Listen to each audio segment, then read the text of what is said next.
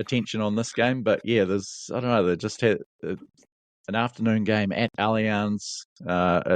It has a real sort of blockbuster feel, even if the Warriors aren't going that well. I think, there's something about it that it says promises, to me that doesn't it? It could be the sea change. Yeah. Yeah, it could be high tempo. Chooks, like, they have been playing good, but geez, they've still got a shit game in them for some reason, don't they? They're They flighty can as all concede hell. some points. Yeah. They've been the Broncos and Dragons have both scored 3 tries in those blowouts.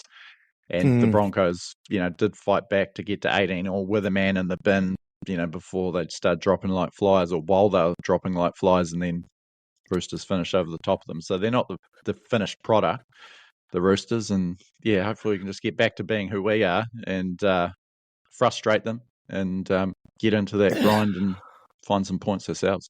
God, a good little side watch I've been keeping an eye on this year. Jeez, I'm loving what the Roosters are going to build next year. It's going to be like the Avengers. They got Iron Man, Thor. They can just afford to buy everyone. It's going to be pretty crazy with all the players they're losing and the money they've got to spend. And usually they can squeeze a few more in that sort of dollar amount anyway. It's going to be out of it what they field next year. There was a story last week that they were after Sean Johnson as a replacement for Luke Keary, who's retiring. Don't see that happening, and it was fairly quickly squashed, that story. But yeah, interesting. Anyway, obviously Sean Johnson's still. One thing, wouldn't it be good if we were like Fafita's looking at them and the Panthers? They chat about him. We don't have imagine having a Fafita in our team, just an absolute monster that can just fend off people and make someone look stupid out of nothing. That's the type of player that I think we're missing at the moment. Not that I say we should be chasing him, but it's kind of, I'm a little bit jealous that Panthers or Chooks could end up with someone like that in their ranks. Yeah, well, game-breaking second row, and obviously,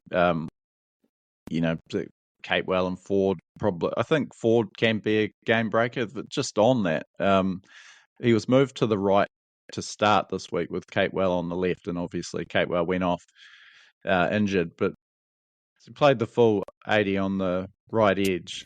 He was pretty effective on the left as a sort of hole running weapon off Johnson. There was a streak of 4 games where he had a line break all off Johnson passes.